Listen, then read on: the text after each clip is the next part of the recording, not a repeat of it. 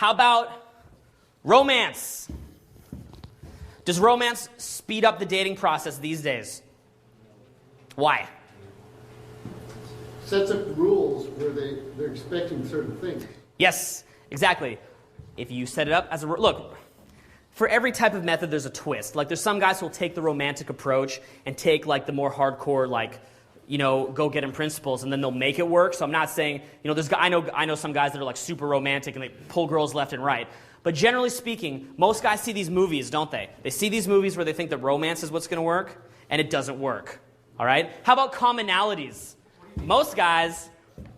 What's that? What do you mean by romance? Romance is like this. I'm going to go out on a date with this girl. I'm going to bring her a big bouquet, right? I just met this girl, but I'm going to bring her a bouquet. And I'm going to bring her chocolates, you know, stuff like that, right? Look, the romantic approach could work if the girl wants you so badly that she's intimidated of you, right? She's like, does he really like me? You know, he's so amazing. And then you're like, look, I went to the store and got you this stuff because I like you so much. And she goes, he really does like me. Okay, I could do this. If you're in that level, then sure, right? But you guys are here in Los Angeles. You're talking to a hot girl, and she's like, oh, 1 second, that's my other line. Click, hey, Jamie Foxx. Hey, Colin Farrell. How are you guys doing, right? And they're doing that stuff, okay? And I'm not even kidding. If you're living in Hollywood here, you're out, and you're literally competing with celebrities for girls.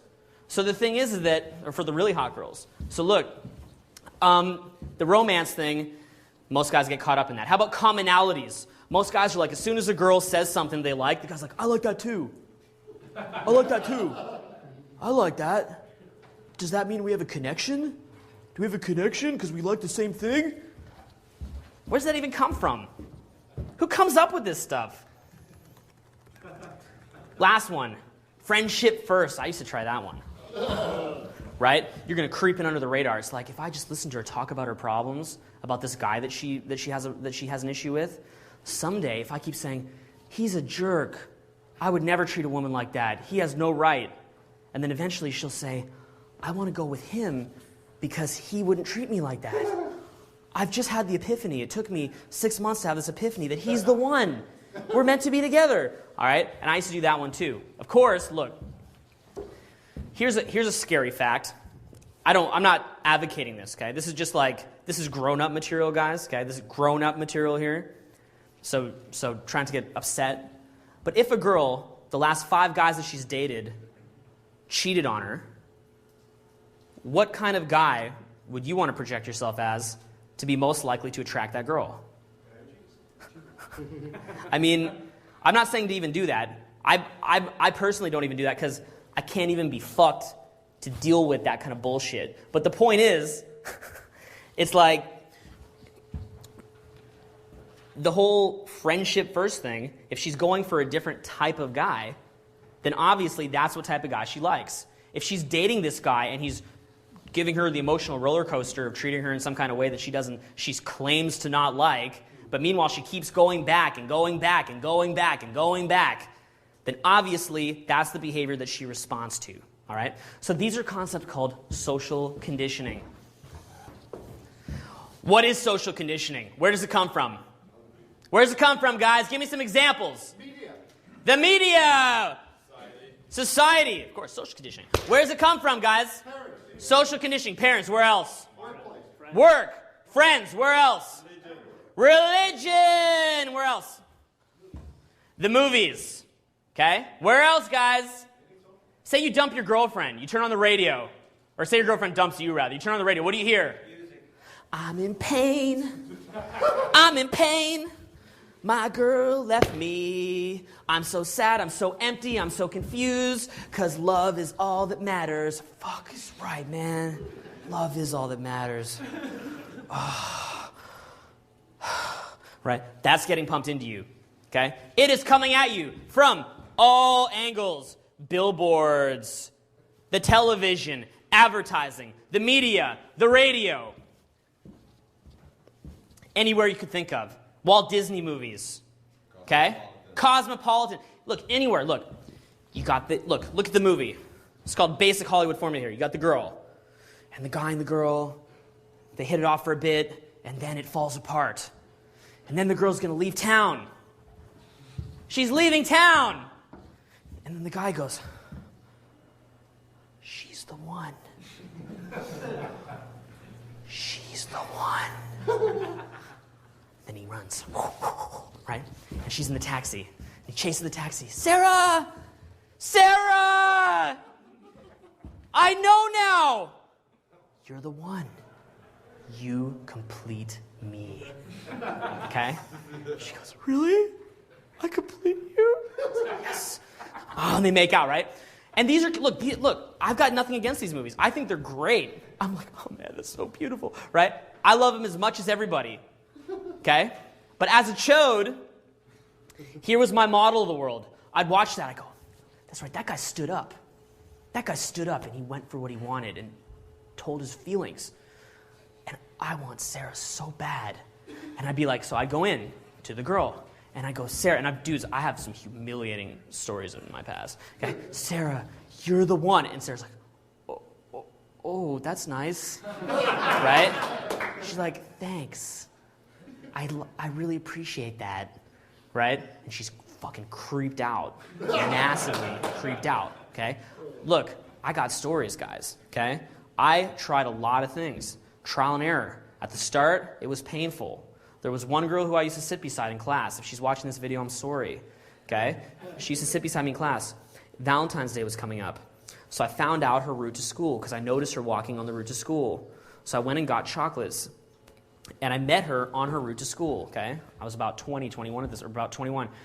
And I met her on the route to school. She comes up, I see her coming through the snow, and I'm like, hey, right? And she's like, oh, hey, what are you doing here? I'm like, don't worry about it, right? Like trying to be all smooth. I'm like, don't worry about it, right? So I walk in, I'm like, hey, so I brought you these for Valentine's Day. I just want to say I really like you, right? And she's like, oh, thank you.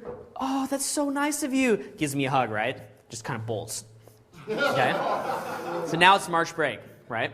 And I'm like, did it work? I'm going to find out when I go back to class, okay? All week I think about it, I'm like, man, if this works out, my life will be complete. That's all I want, right? If she would just come in my life, I would just be the most grateful person, and I will treat her like a princess, and I would just be so complete.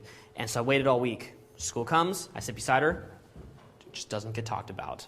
Just sits there like a stinking, steaming turd for the rest of the semester. It's like, it never happened. We will never discuss this again, all right? That's what happened. Here's the next one. This was even more brutal. So after I realized that wasn't going to pan out, do you know what I realized? I realized that, look, I never really liked that girl. That wasn't my connection. It was this other girl. She was the connection. How did I not see it? God, I was so confused.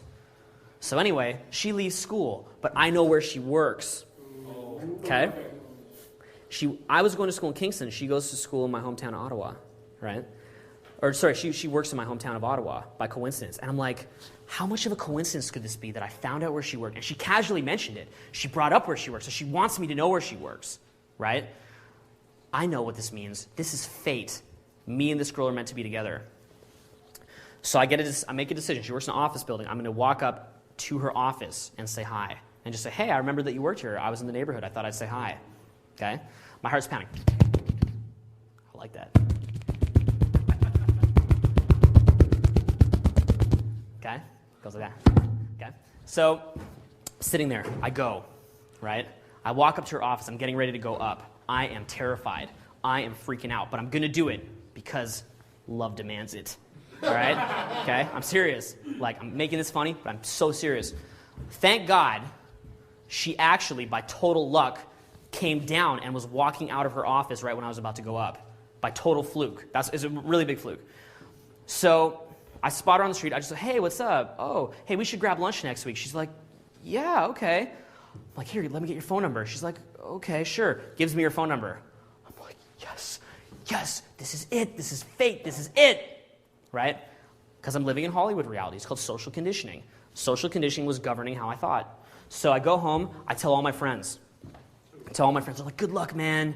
Good luck, man. Tell all my friends about it. Call her up. I'm terrified. Terrified. My throat is constricting. I cannot think. I tried to call her multiple times. Finally, I said, look, obviously this isn't going away. I'm going to do it. Call her up. Set up a date. She says yes. Bang.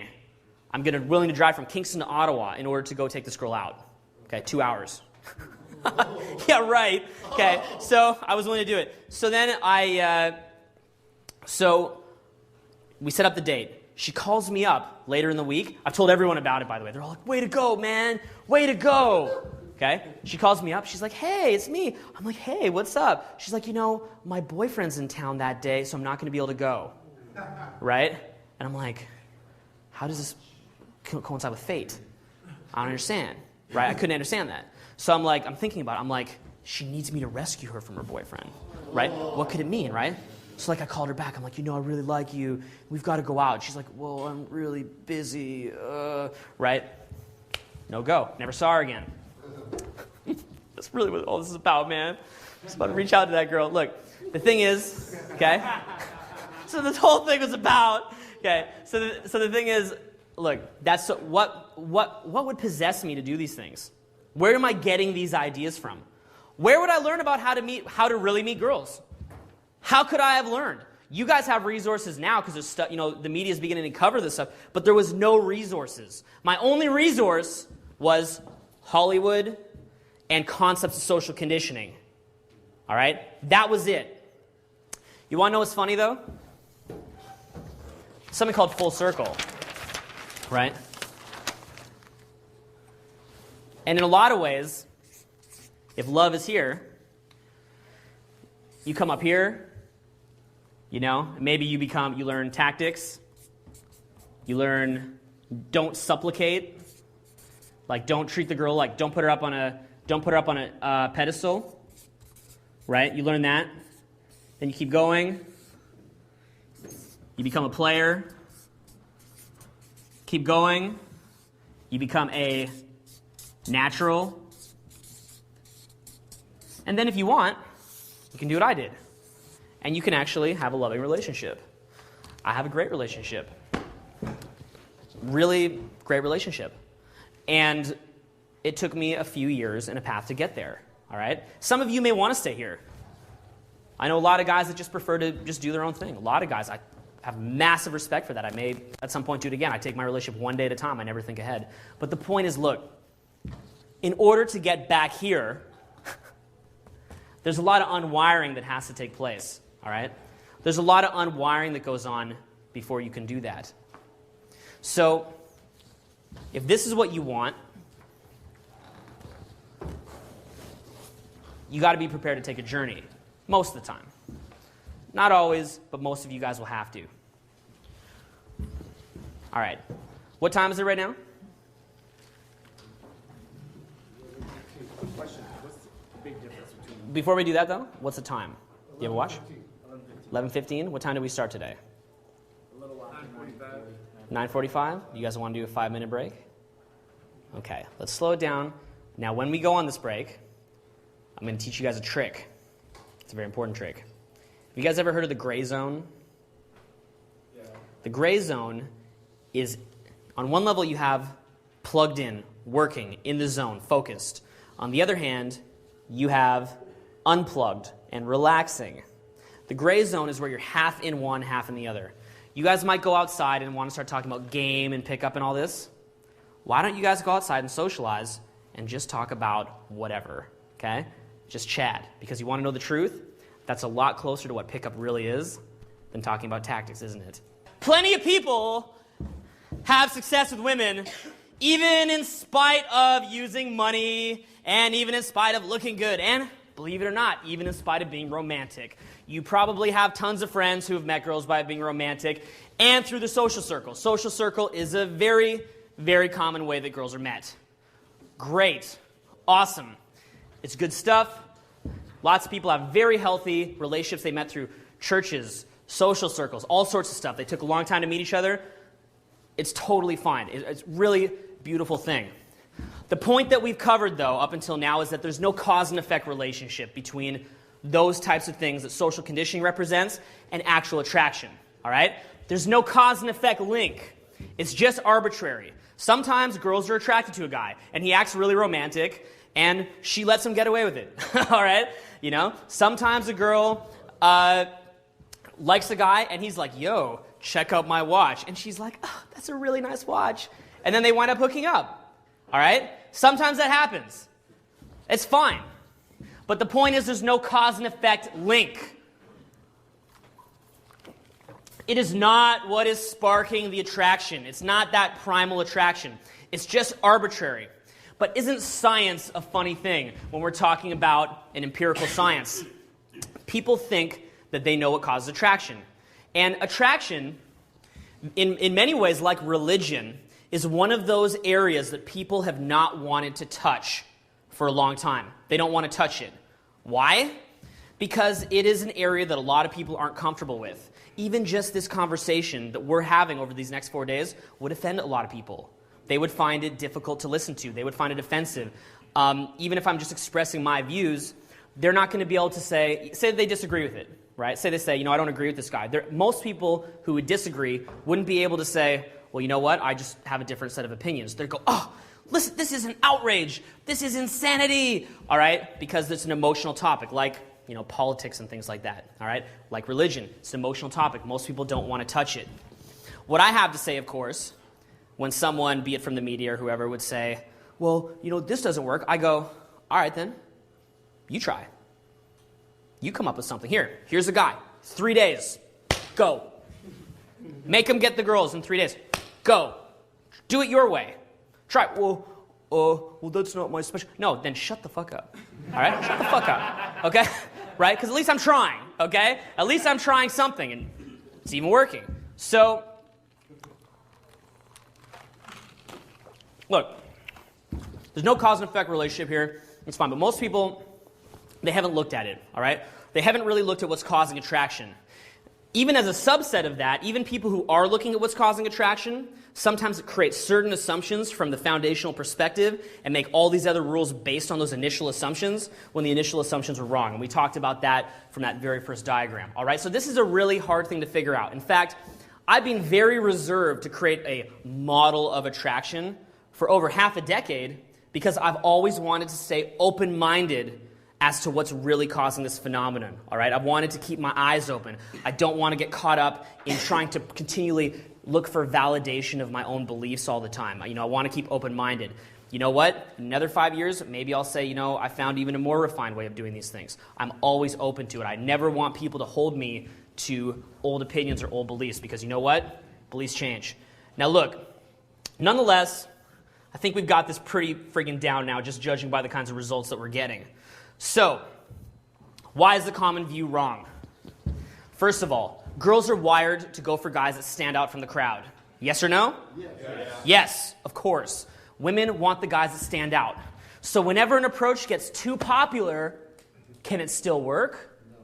If it's too, it's an arguable one. Of course, if you're tapping into raw attraction, that will never stop working. But the point is, who here's ever been to a Greek island or Italy or some kind of environment where beautiful women are so plentiful that they're just everywhere? Has anyone here ever gone there?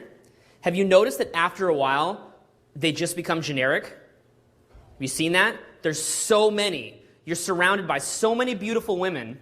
You're just drowning in it, and they just seem normal. They're like, oh yeah, she's beautiful, she's cute, whatever, because it becomes the same old, all right? People are wired to look for the ones that stand out. I live in Hawaii, and I remember seeing a big group of Japanese girls.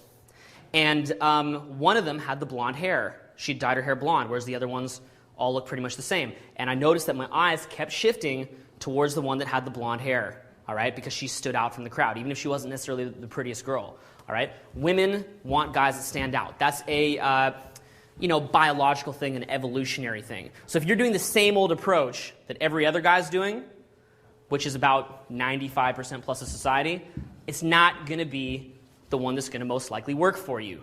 Second of all, those types of approaches, generally speaking, are chode.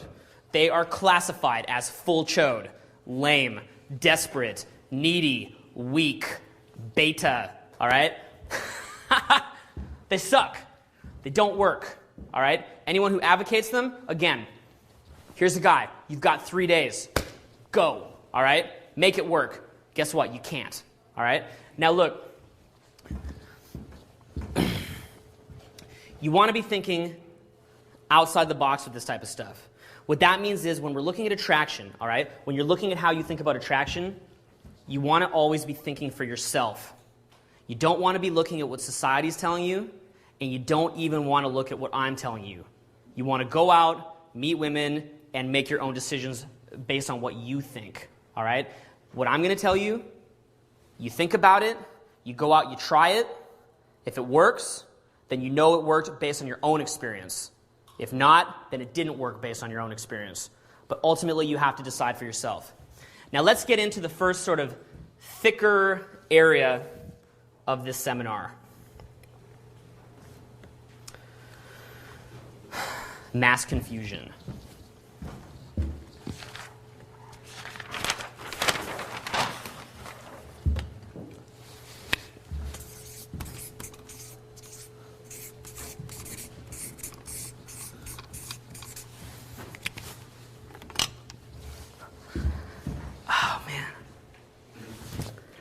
Okay, so what century is this? 21st. 21st century. When we look back at history, has there ever been any examples that we could see as people having wrong beliefs about something on a mass level? Like maybe once or twice? Could it be possible, I mean, just as a thought experiment, that maybe, even today, we could be wrong about some things? Maybe, right? Maybe we could be wrong. Now, why is it natural to assume that our social beliefs are correct? Well, look, take something as simple as this platform, which aside from the $1 million in camera equipment that's in this room right now, just this fucking platform right here. Do you guys know how to build that platform from scratch? Like, what is this fuzz stuff here? Is that called like some kind of fiber? Does anyone know what that is? It's a what? Indoor-outdoor carpet. Indoor-outdoor carpet. What's it made out of? Fur? Probably recycled materials. Recycled materials? Right? Fuck if I know, right? How about this plastic thing? How do they make this? I don't know. I don't know how they make that. How about this laptop? You guys remember what laptops used to look like? They were huge. My first computer was a 486 DX266. Anyone have those? Pretty cool. You could play Doom 2 like really fast. I had a Gravis ultrasound. Okay? It was awesome. I could play TIE Fighter at full speed. Okay? XCOM UFO Defense. Any nerds in the house? Warcraft? Yeah? Duke Nukem. I like that one. All right. Look, you don't know how this stuff is made. The buildings, societies around you, you're immersed in it. And it must have taken some pretty intelligent people to build this stuff, right? You must be pretty smart. How about an airplane? I flew in an airplane to get here. Think about this. I'm in a seat. I'm like sitting down, and I look out the window, and there's clouds, okay? And the window's like real thin, like dunk, dunk, okay? And there's clouds, man. I'm flying. This is like, there's like Greek myths, like, Icarus and stuff like that, right, about flying. You can fly. And it only takes like a couple $100. And you could fly, all right? We can fly. We can drive in cars. People can go to outer space. We can fix diseases and stuff like that. We live in an incredible, incredible era, right? You can have a video phone where you talk to somebody and they're not even in the same room as you, and you're looking at them and having a conversation, right? People will look at this in like 500 years and go, we have the iPhone version X point zillion that does a telegram or something, right? A hologram, okay? But look, we live in an amazing society, and we don't know how it works, do we? We have no clue how most of this stuff is working. Those of us that are more educated have maybe a decent idea of how stuff is working, and still we have no clue how this thing is working. As a result, the natural tendency is to give authority to society. We give them authority. We let society dictate our beliefs to us. We think they're right about all this stuff. Who here's ever studied hypnosis? Anyone know hypnosis? Can someone say what pacing and leading is? Pacing and leading, just very quickly and very loud. What is it? Pacing and leading is first you get someone to follow you, Yeah, and then you begin to lead them, and then they follow you. exactly. It's like if I say to you, you're in the chair. You can feel the chair under your ass. You're thinking to yourself, did he just say the chair under my ass? Now you're playing with your pen. Now you're sitting there, and now I'm pacing you, right? And then I'm showing you, and you're going, he's right, he's right, he's right, he's right. And then you go, look, he's leading me in these other directions. Those must be correct as well. And then you give up your concept of reality to somebody else. All right? That is pacing and leading in hypnosis. I don't even know how to do hypnosis, by the way, but I have friends who do, and I've seen a little bit of it. So the thing is, it's very easy to give up your concepts of reality to society and to get in a habit of looking to other people for how to live because it seems to be the right way, just because of the way that our society is structured. People want to be in a group. Oh, yeah. So social conditioning, look. Ever since the day that you were born, ever since that day, you've been influenced by social conditioning. Ever since the day that you popped out the womb, you've had social conditioning coming at you from all angles. Here is a really important concept, so listen up. People are fast learners. Even the dumbest person you know learns a lot faster, you would hope, than any other animal. Is that true? Yes. I think it's true. And if it's some kind of nerd biology guy can prove me wrong, the point is it's pretty close to being true. So, look, we learn fast. I mean, we learn fast. No matter how dumb you might think you are, because I know I could be a dumb guy plenty of times, we still learn extremely, extremely fast. All right? So why? Why do we learn so fast? What allows us to do that? What are the mechanisms that allow us to learn so quickly? This is very important because this mechanism is influencing you all the time. And it is in one level your greatest gift, and on another level your greatest curse. So you need to make it work for you and not against you.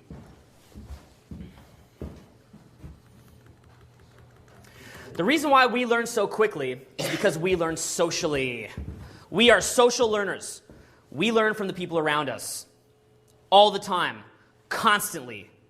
We live in a socially created reality. What that means is that there's two different ways that you learn. One,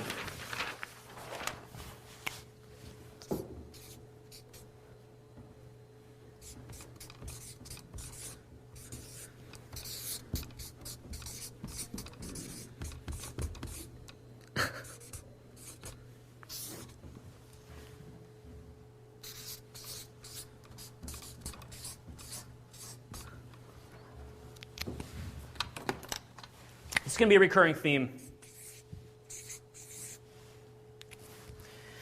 Two ways in which you learn. First is firsthand experience. The second is learning socially. All right, so look. I want you guys to think about this. Okay. Did you know that if you jump out a window from the 10th story, you'll hurt your ankles a bit, but you will live? Did you know that? No. 10th story? I want you to think about this. Dudes, we're talking social conditioning here, okay? All right, you guys are still stuck in the matrix. Have you ever jumped from, say, this high? Yeah. Maybe a little bit higher, probably? Hurts your feet, huh? Yeah. Kind of painful, right? It hurts, but you're still here. I'm still here. No cast, right? No cast. Okay. Good to go. Have you ever heard of terminal velocity? Yeah. Yeah, right? You can only go so fast. Yeah. If you jump out of a 10-story building, you'll hit that same velocity that you hit. I mean, think about it. If it's only this high, why would it speed up? I mean, gravity is gravity, right? It doesn't speed up, right? So, like, when I woke up this morning, I'm on the upper floor here. All my friends are taking the elevator and shit, and I'm like, you gotta be kidding me, okay?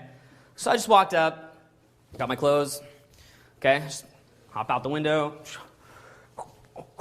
Fell down. Oh, my ankles, they hurt. But I saved a bit of time. Okay, right? It's called terminal velocity. No, tell me that this doesn't make sense. Think about, no, why?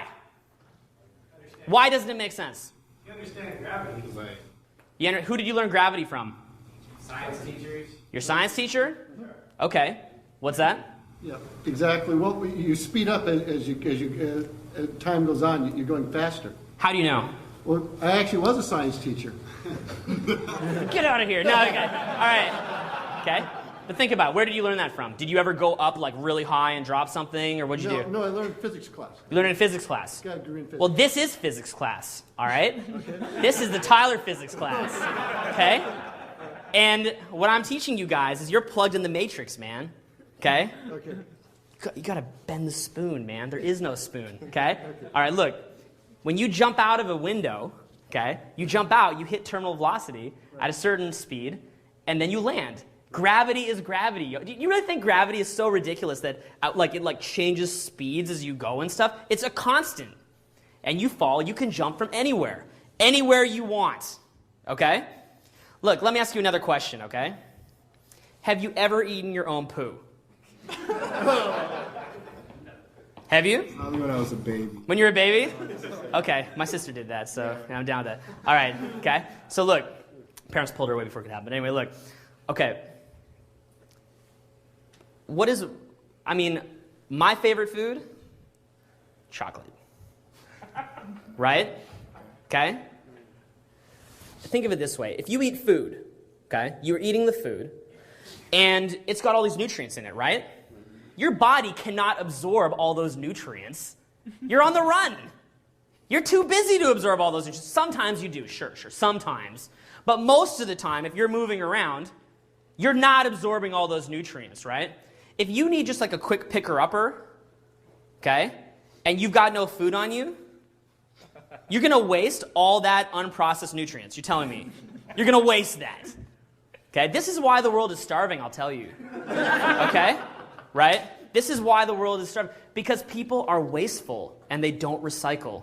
Okay? They think just because they recycle a couple bottles that they're recycling. All right? Look, who wants to prove me wrong on this one?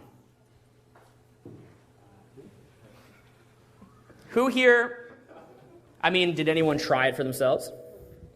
Did anyone here say, that looks chocolatey? I always heard this And story try? that in India, that if you were an American and you went to India, they'd drink your pee or eat your poo because you had all those vitamins in it and they were starving. That's what I'm trying to tell you guys, okay? This is the problem with the West, okay? That's the problem with the West right there, okay? So look, who here is going to prove me wrong? Who here ever tried it? Unless someone here is going to stand up and say they tried it, the lesson for today is jump out the window and eat your own you-know-what. All right? Jump out the window and eat shit. Think about it, okay?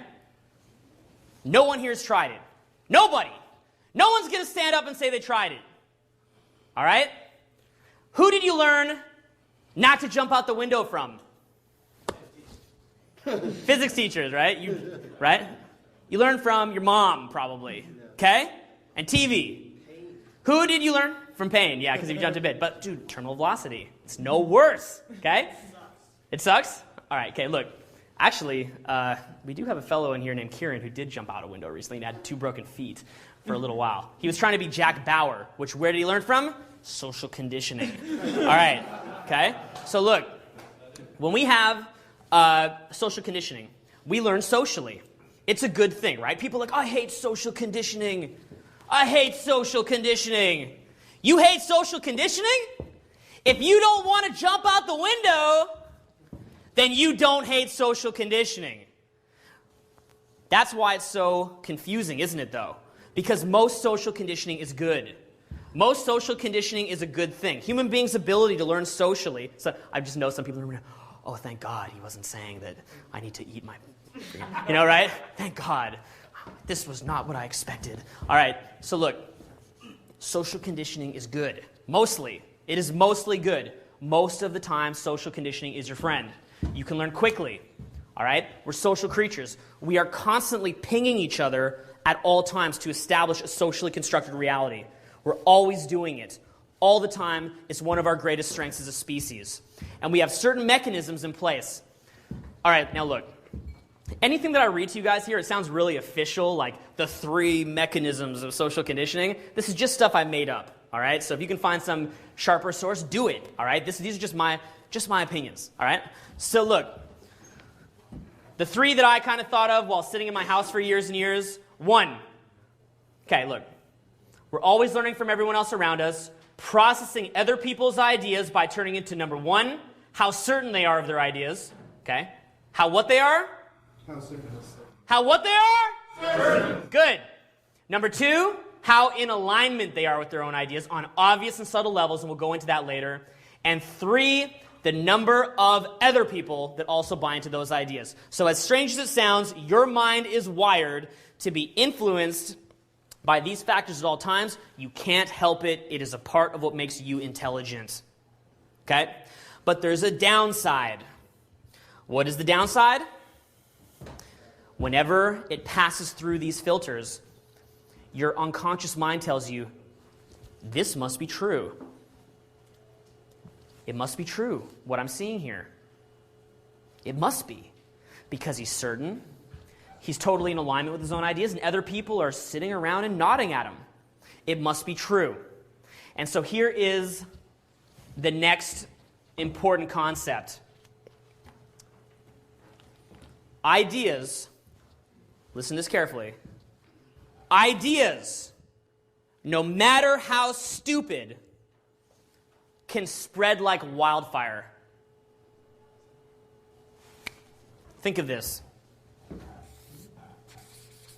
Especially these days.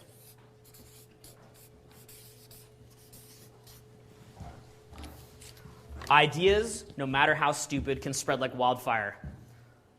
I want you to repeat this after me. So I'm going to say it first. I want you to repeat it.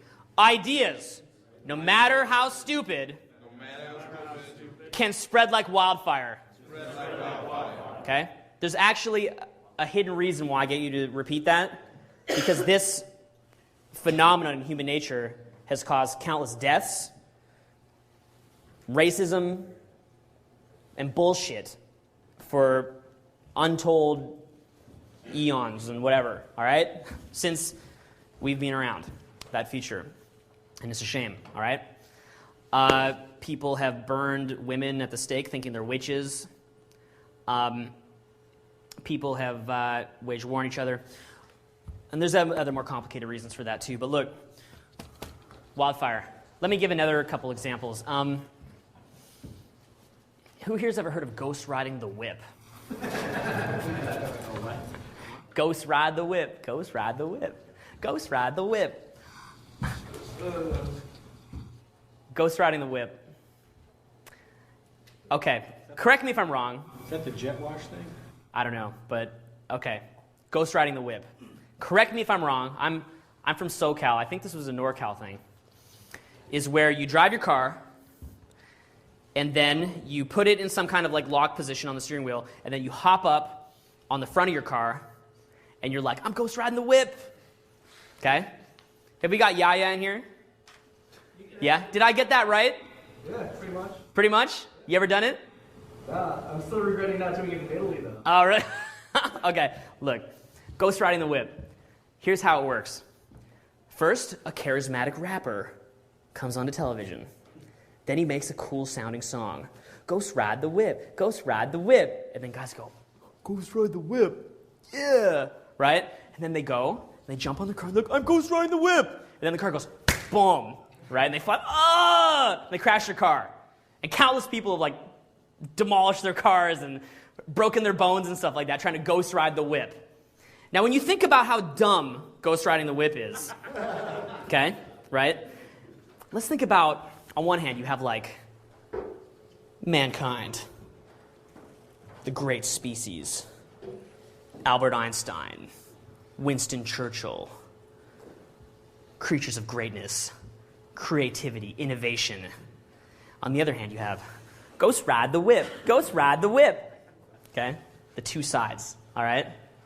Why is that? The same creatures that could be capable of, one side one side of the coin could also have a different side of the coin.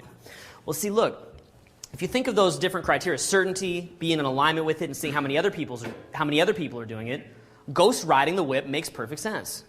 And this is the same reason why, you guys know the rapper Nelly? You guys ever heard of him? Do you know what his trademark is with his face? The Band-Aid, right? He goes and gets a band. He's got a little cut in his face at a concert or something like this. Okay, correct me if I'm wrong. At a concert, pulls out a Band-Aid, puts it on. He goes out, yo, I'm Nelly, right? What happens next? The kids go,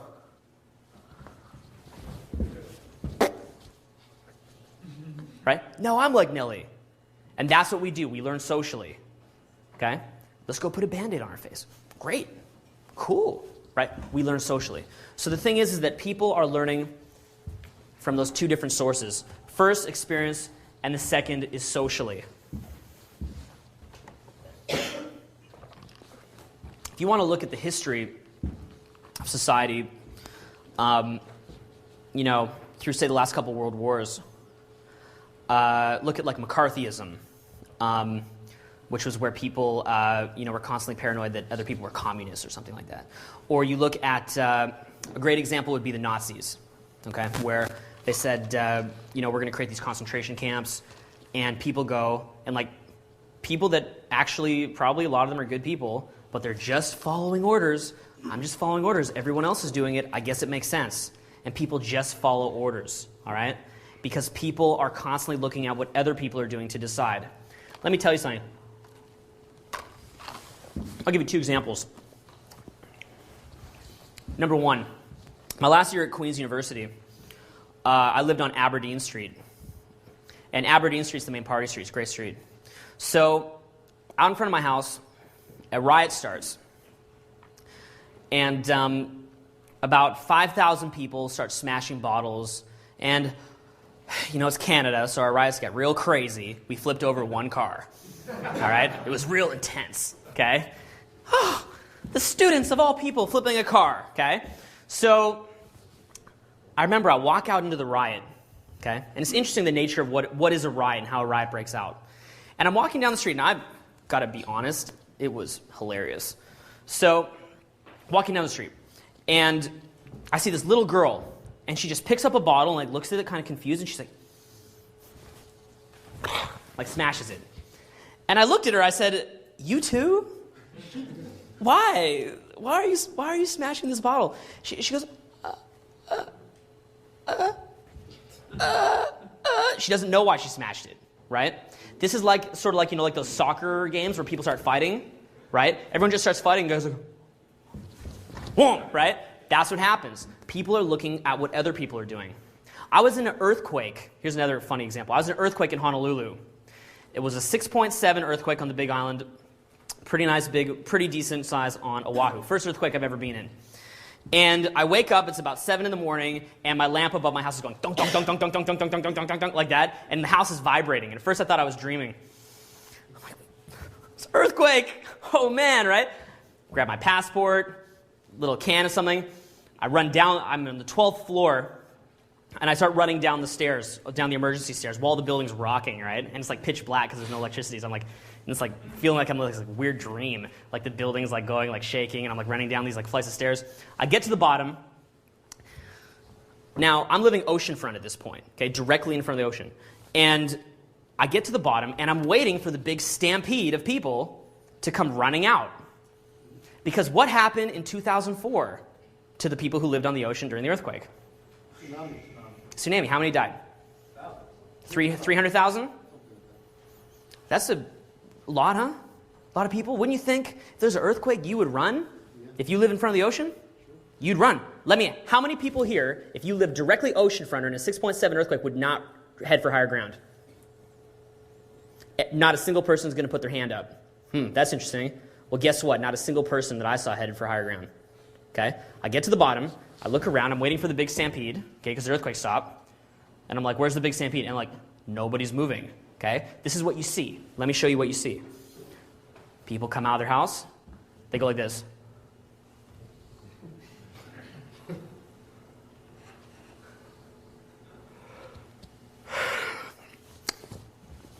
Go back to bed. Boom. That's it. That's all they do, right? Just go right back to bed. Even though you're oceanfront, and you just been in a 6.7 earthquake. Just go right back to bed. Okay? Why? What would have happened? Here's a funny one. What if the group of us went there, could just teleport through time, went there, and right at that time when everyone's looking out their house, we just all went like this. Ah! And we all just started running like that. Okay? What would happen if we did that? They'd all do the same thing. And then what would happen? Stam motherfucking peed, right? Ah! Right, and the whole town would be converging on Diamond Head. Just boom, we going because we would see other people doing it. That's what happens, right? I remember when in London, I was in London right after the terrorist attacks out there. Whenever, and you'd be on the tube, and people will stop the train. They're like, oh, there's like a paper bag here, and we need to get everyone off. And people go ah! Like that, and then people start running up the stairs. People are typically looking to learn socially. They're looking around to see who they could learn off of. By the way, do you remember how I said? I just want to give a little preview here. Do you guys remember how I said that a lot of these pieces are going to click in the following days? How would a piece like this click in terms of being extremely successful with women? Any thoughts or previews on that? Yeah. Mm-hmm. Yeah, well, one thing is like winning over like the alpha female in the group, like teasing the alpha female and getting her on your side, so that way the other members of the group will like her too, as soon as you talk. Mm-hmm. It's the person who is going more off of this than this that gets the girls, all right? But we'll talk more about that later. Oh, yeah. Yeah, I also think that it just relates to, like, if you act like the man and people respond to you like the man, the whole fucking room will think will assume that you're the man. Yep. You know? Mm-hmm. It's basically that. Absolutely. Do you guys remember how I started this by saying most world walks through life in a walking days? Well, that's where this sort of pieces together, all right? This is why even a guy that's not that good looking, by learning these principles, can be scarily successful with women if he gets the stuff down. Anyway, look. Everything from propaganda, superstition, prejudice, smear campaigns, idealization, myths, it all comes down to the same human reasoning, which goes like this. It must be true. I can feel it. I can just feel it. It's true. It just makes sense. Really, why does it make sense? I don't need to get illogical. I can just feel it. Oh, yeah? Huh. Okay, you don't need to get illogical. Great. So you can feel it. Great reasoning. That's a good way to think. You can feel it. Go humanity. Okay? Go humans. Great way of thinking. You can feel it. I can feel it. It's true. Right? Ask people who like to read, say, horoscopes. Why do you believe in horoscopes? It's true. Why? Because it's a science. Really? Have you ever looked up the science? It's just true. I can feel it. But that's human beings. Very superstitious creatures. All right. Look. Society, when you've had certain beliefs, okay, and society has many beliefs, and you've been building on those beliefs for years and years and finding new evidence to reinforce those beliefs for years and years, because you guys should understand that when you have a belief, the way that your mind is set up is to continually look for evidence to support that belief. When you tell somebody that their belief is mistaken, they're going to be a little peeved, all right? They're not going to take it so good, all right? They're not going to take it good, typically.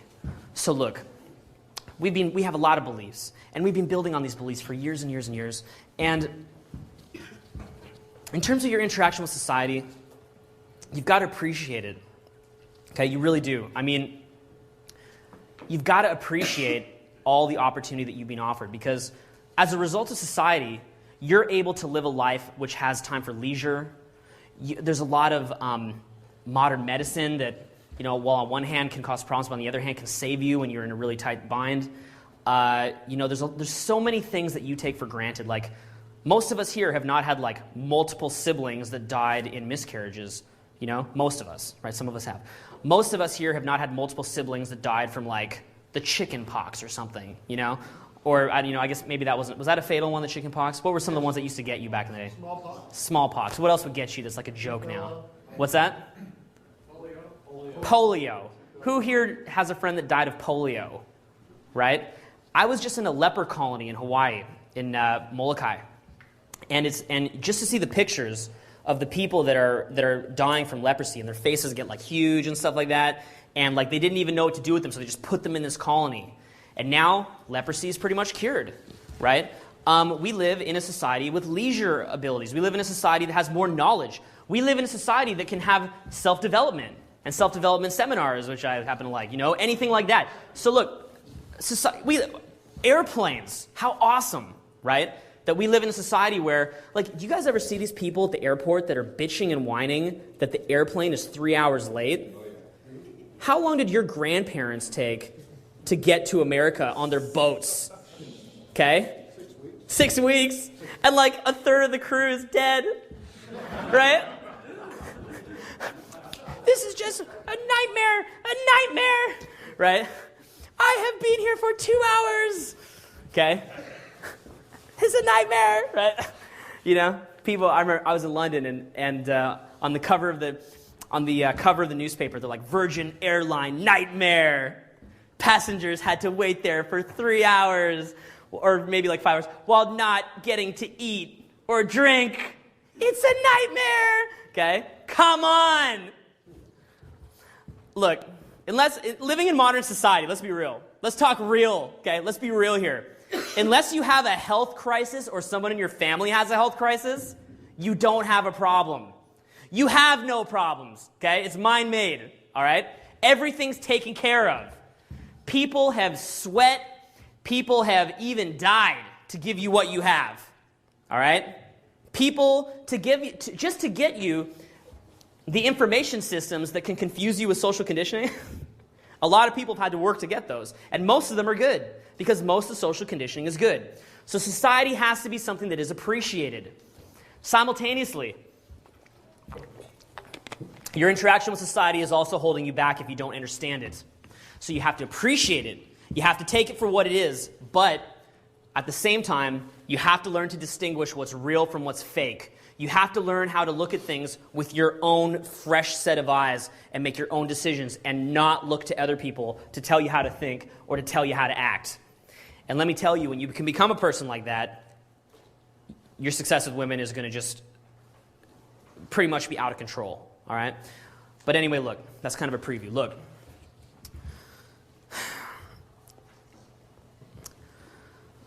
Society, for all its strengths, and for all the things that we need to appreciate, also has weaknesses. And the weaknesses that it has are also a really, really big problem, okay? We don't even need to get into environmental problems and what we're doing to the environment, but aside from that, what is it doing to you? Let's talk selfish. Let's talk what we really care about, ourselves. What does it do to you? For one thing, it teaches you to look at the surface of things and not the depth. It gets you addicted to never-ending stimulation. It gets you addicted to looking to other people to think for you. It gives you certain beliefs that because so many other people believe them, will feel so real that you could not distinguish them from what's false, even if every piece of your own common sense is telling you that you shouldn't believe it. It will still be an overwhelming force. So look, if the stuff that we talked about is wrong, if looks is not what gets girls, really, looks don't get girls. What if money isn't what's getting girls? If it's not, trying to become her best friend, what is it? What is getting girls? We could talk about that a long time, couldn't we? And we could really boil that down. But when I really boil it down and we go real deep, right? Like we want to get real kind of nerdy, right? We want to get real nerd-like here and go really, really deep beneath the surface, okay? Really to the root of it all. What, in my personal opinion, is the cause of attraction, and this goes for both men and women, is one thing.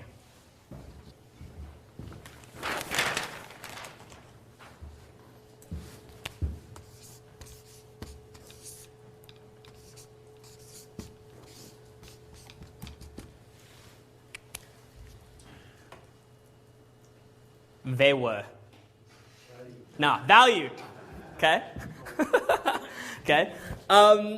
It's value, guys. It is, right? It's value. And what constitutes value for a man is different than what constitutes value for a woman.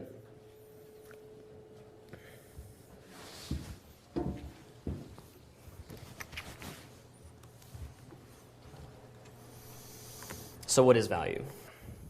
Value. What is value? Value is anything that can help you to survive and to help your kids to survive. It's anything that A, helps you survive, B, helps you have more kids, and C, has characteristics that those kids would survive. Beyond that, it's anything that gives you good emotions, because we human beings do not always know what is actually going to help us. A line of Coke to a Coke head seems like it has value, doesn't it? Because he thinks it has value. In reality, it really doesn't have any value at all. So look, value, anything that helps you to survive, anything that helps you to have kids and that those kids will survive, anything that gives you good emotions. That's when you boil it down. There's, of course, the countless myriad of layers on top of that. Ay, papi. Look at that. Think about it. Value. Value is like a magnet. Think about that. What is value? What is value, guys? What's it like? Magnet. Notice how most people don't respond, and they go, let's see what other people will say, even though he just said it's a magnet. Let's see what the other people will say. Value is power. Okay, sure. Value is like a magnet. Why? When you're sitting there at your table, and you're about to eat, and then a nice plate of food walks by, your buddy's engaging you in interesting conversation, where's your focus go? Food. Like that. Let's say that you're talking to your friend and an attractive woman walks by. Where's the focus go? Okay? Oh, sorry. All right? That's called value. We are designed to be drawn towards value. That's our makeup. We are drawn towards any kind of value. It's a magnet. This is what causes attraction, all right? When you know how to communicate value. So, we're drawn towards value. Value is anything that can help you survive, anything that can help your kids survive, and anything that gives you good emotions. Because, of course, what gave us good emotions back in the day? As a caveman, what's more important to think, short-term or long-term? Short-term. Short-term. How many years have human beings been cavemen versus living in modern society? A lot. 200,000 cavemen, 5,000, something like that. 200,000 as cavemen. And how about before we became like the species that, like the current incarnation of humans? How many more millions of years? 3 million, is it? Is it 3? 3, whatever. Okay. It's a lot. How about that? And we've been in modern society for 5,000 years. What kind of thinking is good now, these days? Is modern society built on short-term thinking or long-term thinking? Short. Well, some short-term. That's called advertising. Long-term thinking, all right? Did this building get built thinking short-term? We need a place to stay. Cardboard box, giant, massive hotel. Boom, okay? Long-term thinking, all right? But, of course, most of us are wired to think of value as short-term thinking. We eat oversaturated foods. We procrastinate. We have faulty belief systems that make us feel good. All sorts of great stuff like that. Take drugs, drink alcohol, believe in convenient falsehoods. Anything that triggers good emotions. But for the most part, our system is wired to go towards value. Now, what's the quest? What is the quest that most people are on? Day to day, the quest that we all have. Pleasure. Yeah. Food, you say? I feel good. Feel good, exactly, right? What makes us feel good? Well, for sure, one thing, cultivate more value, isn't it? We all want to cultivate more value. That's what advertising is based off of. Everyone wants to cultivate that. So, we want to cultivate more value for ourselves. As guys, we want to meet girls. What do? Go get the good job. Go get the good clothes. Go get the nice house.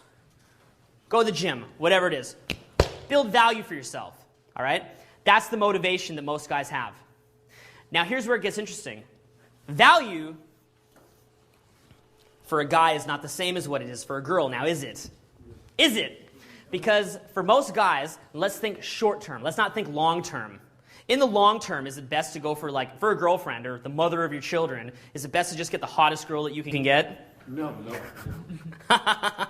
right? Like, let's go out to the latest Brent Bolthouse Club and find the most plastic girl that we can find to be the mother of our children.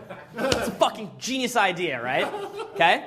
But the thing is, in the short term, what is value for guys in that short-term instant gratification in a woman? Sex. Sex? Sure. And what's he looking for? Physical attractiveness. Looks. What kind of features does she have? Skinny, which represents what? What does skinny represent? 0.7 hip to breast ratio. 0.7 hip to breast ratio. What does skinniness represent? Youth. Right? That's why. What does, and it could be health, yeah. What does what does a girl with large breasts represent? Fertility. Fertility, right? And also, some scientists believe that if she has large breasts and they're still perky, that's a stronger sign that she's young. Regardless, we like fertility. We like those characteristics, looks. Now, if you think about it, in a man, what is a woman looking for? Well, look, think about it this way. You want to know if, this like weird epiphany that I had? And it was an epiphany that maybe to you guys will not mean that much, but to me, this was like just this one little idea changed a lot for me. Does a caveman know what he looks like? I don't think so. I mean, he could see what in the pupils, maybe? Like look real close, like We can see himself in the water. see himself in water. How well can you see yourself in water? A little bit. I have a pimple. I have a pimple, right? I have a pimple. Okay. Think the caveman thinks that? I have a pimple. Caveman thinks I need to eat. All right. So, caveman wouldn't really know how he looks, would he? And do you know how hard it would have been to survive back in the day? Do you know, like, the death rate of human beings before, like, in the caveman days? Look, I don't know any... Look, I'm not claiming to be a scientist here. This is just common sense. If you've watched National Geographic for half an hour, you know that, social learning, you know the answers to this stuff. Back in the day, survival was really hard. And so, for a woman, what qualities is she going to look for in a man? Is she like, I just need the nicely sculpted man, right? I mean, that might help a little bit, but for the most part, she's looking for decisiveness, resourcefulness, dominance, fearlessness, a guy who dictates reality and does not have reality dictated to him. All right? Sure. She wants that because those are the more important qualities. Qualities are going to be a lot more important than anything else. And this is why, throughout history, we have leaders that, like, how tall was Napoleon? How tall? 5'3", right? He was a little rambunctious little man. Who here's been to Paris? Yeah? You guys see all the N's all over? The N's all over the bridges? Amazing. Amazing city. And look, those qualities that we admire and that women admire in a man have nothing to do with looking in the mirror. All right? Has nothing to do with that. What it has to do with, and even take money. Money is still social conditioning. Because that kind of form of currency, it's still social conditioning. What a woman is responding to on a raw, like primal level.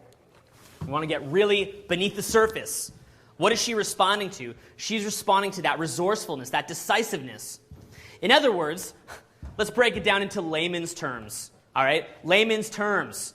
If you walk up to a woman and your heart's going, okay, let alone trying to kill an animal, okay, and you're just walking up to a woman and your heart's going like that, right? And you're like, hi. Okay? How much value does that have? That has none. That's called negative value. Okay? What's the word we use for guys that do that? Chode. All right? That's chody behavior. Okay? Chody. And valueless. So, oh man. How about a guy that walks up confident, resourceful looking? He's got that beaming smile on his face. Right? That's the guy that's going to be far more attractive. Okay? Remember that. Caveman didn't have a mirror. You don't need one either. All right? I don't even really get myself too concerned about that stuff. What constitutes value for a guy is very different than what constitutes value for a girl. Especially when we're going to talk about money. You want to know why? Take a girl here in Hollywood. Does she need to have sex with a guy in order to use him for all his money? You guys ever heard of an orbiter? Or a male groupie? Or a sponsor? All right? Okay. Male groupie. I mean, out of you guys here who have dated attractive women, how many of you who've dated attractive women, or even a regular, normal, nice girl, found that she had a multitude of men that took care of a lot of different things for her? Yeah, right? She's got the driver man, okay? The guy that takes her out for nice dinners, right? We're friends. He likes to buy me dinner. He likes it, right? Yeah, right. Okay, I'm sure he buys dinner for all his friends and the guys in his life too, okay? But that's called the sponsor, the groupie, the orbiter. Most girls have orbiters. They don't need a guy with money. A lot of girls living in a nice city have parents that take good care of them, don't they? These girls don't need a rich guy. They have jobs. Guess what? Women are allowed to get jobs now. Duh, right? Okay? Something called the World Wars happened, and women became allowed to vote, and were allowed to get jobs. Suddenly being a provider is not all that appealing anymore. A woman doesn't need it. She doesn't need a guy to take care of her. Sure, you've got a subset of women who do, and they respond to that, but most don't. So most of the things that guys are doing, and that you guys might have done in your life, including me, to build value for yourselves, will not work. Okay? I did all that. I took that route. When my girlfriend dumped me, I started going to the gym. I bought a house. I owned a house at 21 years old. I got a car. All right? I worked incredibly hard. Got into a great school. I got a $2,000 watch. Okay? I had all that stuff. You know what was funny? When I started approaching 5 girls a day, a lot of the time I'd be getting a nice response until I started talking about that stuff, and they would immediately get turned off. But would I believe it? No, I wouldn't believe it, because I'd be like, no, this is impossible. She couldn't be getting turned off. I know that this stuff works. I've worked so hard to get it. It's just something else. Must have been something else that I did wrong. Maybe I wasn't enough of a gentleman or something. That's what I was thinking. Mm-hmm. One thing I want to say, one of the reasons I'm here is because when I read your RSD weekend, I actually go out and apply your ideas that consistently worked. Mm-hmm. And I would say, this is bullshit. This is not going to go work. And then I go do something, and damn, it worked. Uh-huh. And Yeah. it's like, because that was the thing, and it kept on having that over and over happening to me. Mm-hmm. Very counterintuitive, huh? Yeah. Who's your instructor? What? Who was your instructor on the weekend? I've never done the weekend. Oh, so what happened? So then, you tried the ideas, you read about it. Yeah, Uh-huh. exactly. I would Okay. just go there and I'd say, Yeah. this is bullshit, and then I'd go. You go and you try it and it works. Yeah. I got kicked out of a few grocery stores along the way. Oh, really? Okay. We'll edit that. All right. So basically, okay. So